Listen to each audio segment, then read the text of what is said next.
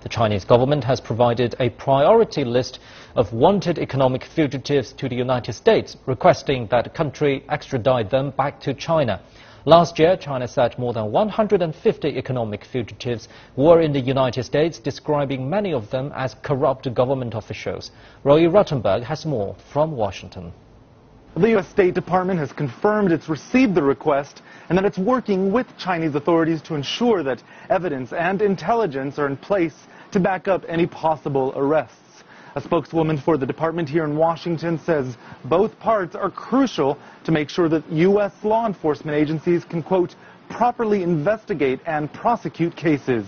Now, last week, justice officials in the West Coast state of Washington arrested Xilan Zhao. She's the ex-wife of a former Chinese official. Authorities in the U.S. say the pair fraudulently obtained visas to get into the country, and the two were involved in money laundering schemes.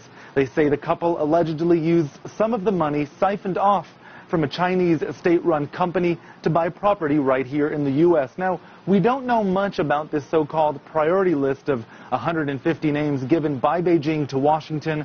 The State Department wouldn't give any further details on the individuals who are on this list of so-called economic fugitives, but we understand they include a large number of former Chinese officials believed to be at large here in the U.S.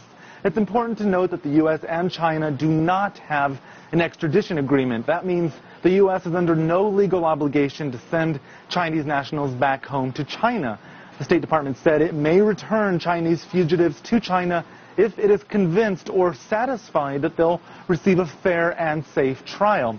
It's still unclear what, if any, assurances Beijing has given to Washington, but the two sides, we understand, are due to meet in August to discuss the issue. Roy Rottenberg, CCTV, Washington.